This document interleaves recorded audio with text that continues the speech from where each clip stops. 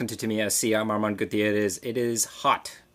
I'm in my garage. I have my banner. I have my cars.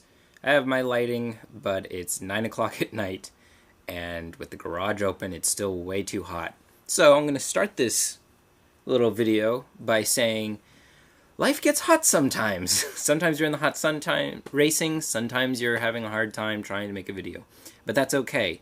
There are 3 things that I want to remind you of for every single race that you have. 1, make sure you have enough water. Make sure you have a bathroom. And the last but not least, make sure you have all your cars and everything you need. So the last race that I was in was the CM4 pre-grand opening, and that was extremely difficult track. It was so technical that I actually made 4 cars for it. And we actually have 2 cars to update you on how we changed it to perform better for the track. So first, let's start off with the lightest car. We have a submarine blast arrow.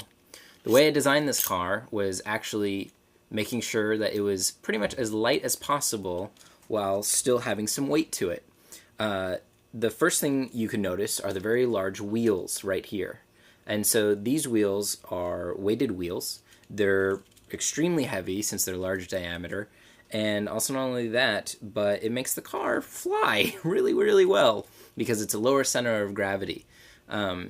We put a hyperdash in this for this very technical race, and that was a mistake. I should have gone with a light dash or even a torque tune because this car is so light that the acceleration is so high that I really can't handle a whole lot of turns. Even though I have 13mm rollers in the front, and I have the 17mm rollers in the back that are nice and smooth. They glide very well. It just was not good enough. I even have my 14 grams in the middle as a weight system. And this car, oh boy, it's just way too light. It's way too good. We even have the super special limited edition high-grade carbon backing.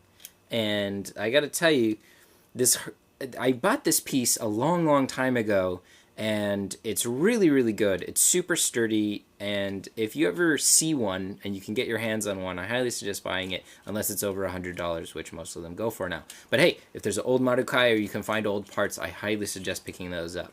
I cut the bottom out, and I made sure this thing was as light as possible. The cut in the front is completely gone.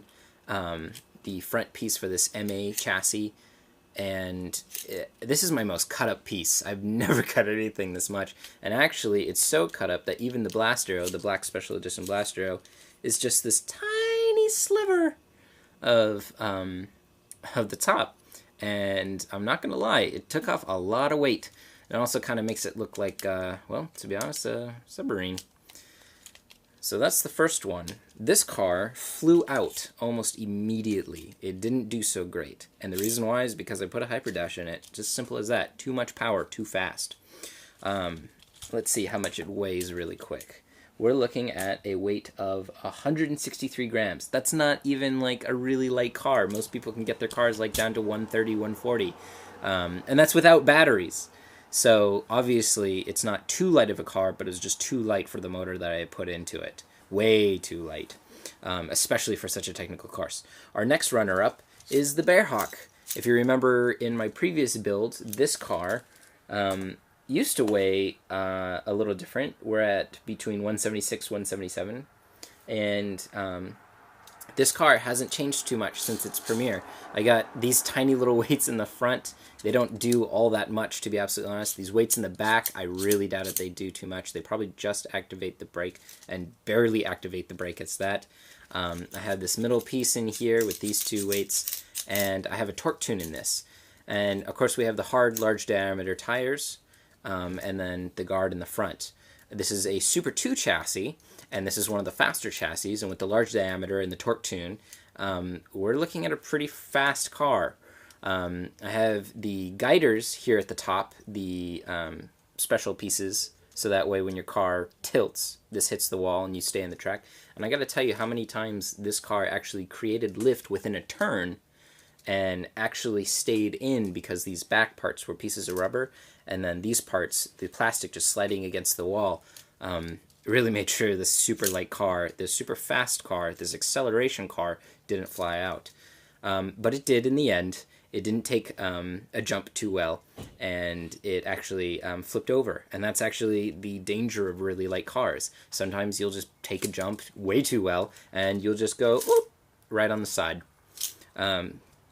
Which can be a bummer, but on the other hand, if you're in Japan, a build like that is actually really helpful because in the Japan Cup, the jumps aren't the most insane thing in the world right now in the 2014 Japan Cup. So if you take a look at the 2014 Japan Cup, you can notice that their ups and downs aren't too extreme. You can actually handle those kind of jumps and whatnot with these rather light cars. But I highly suggest if you build a light car, anything lighter than 150 or even 167, I highly suggest you put a hammer system on top of it so that way you make sure you take those lands and you don't flip over. But also make sure that the diameter of that hammer system doesn't go too high, because if it does, that weight will go over and then could tip you over in the end. Next is my favorite car, the car that won first place at the CM4 pre-grand opening, my Blast Arrow.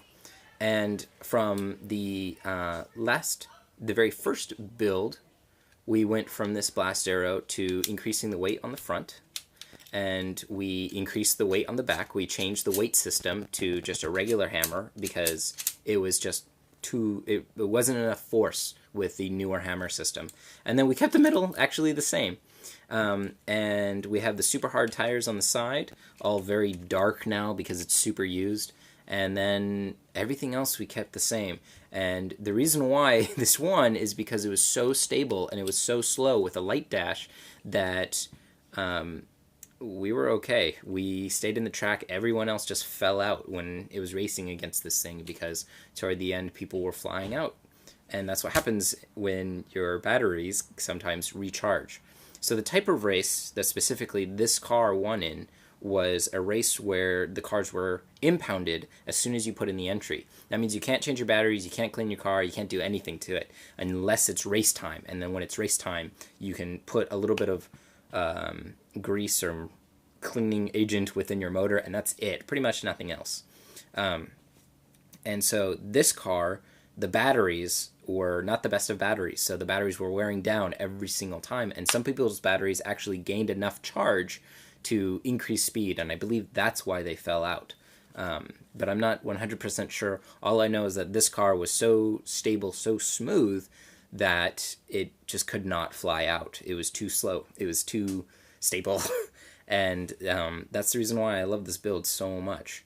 The last car is one of the more interesting cars because I built it the night before. I took two of my designs, and I decided to put them together because of the type of stability that they had. So the first design that I came up with for this car that I call Ice, and the first design is actually these small diameter weighted wheels. These are very nice, actually, because for such a small diameter, you can stay low to the ground, you can make sure you skid, and also only that, but I took the axles, the super long axles from an XX chassis, or Super XX chassis, and I put it in with this, is it MS? I always forget the name of this chassis. Forgive me. We'll probably put the fix in the comments or whatever, right up here in the corner. And then we put these weights in between. Let's see if we can, we'll get the close-up of that. Who am I kidding? And so this car with these super long wheels going from here to here just worked out really, really well because it was a super stable weight design, or wheel design, if you will, for all the weight being in the center of this car. And then we put these two giant weights right in the front that were just so powerful and so heavy that this car just tipped forward every single time. And this car actually gained and picked up quite a bit more speed on the second lap. And one of the fellow racers, JT, explained that that's the reason why he doesn't like racing against these, is because the weighted wheels gain a lot more speed on the second lap. I assume the reason why it does that is because the car has a hard time accelerating with weighted wheels. As soon as the motor is warm, it probably has enough speed and torque to actually perform optimally, and so that makes it a slow run for the first lap or so. But that's for very large tracks. I guarantee you if I put this car in a smaller track, it's not going to be anywhere near fast enough to compete against other people. Because don't forget, the smaller the track, the more acceleration you need because you need to get to that finish line faster. The longer the track, the less acceleration you need because you have a whole lap to get up to your main speed. And not only that, but by the time your other opponents have a high acceleration and they're moving forward very fast, they're probably going to fall out because they've gained so much speed. So don't forget, your second and third lap is what your optimal speed is, and that's where you want to start really looking at landing on your jumps. If you put in your car once in the track and then go, oh, it landed everywhere, it took the jumps really well, that's not your top speed. You got to keep on racing a little bit more and keep it in the track to actually see whether or not you're performing optimally. So 4 cars, each one designed just a little differently for different types of tracks. I have the 2 lighter ones for smaller, more speedier tracks. I have the 2 heavier ones for the really technical and difficult tracks. For some races, I can enter in all 4 and be absolutely okay. For other races, I can only enter in 1, and I gotta tell you, I always go with stable more than I go with speed, which would actually be my blast arrow. If you have any questions, please leave them in the comments. If you like us, press that like button. And of course, you're always more than welcome to subscribe. I'm Amran Gutierrez, and this is TamiyaSC.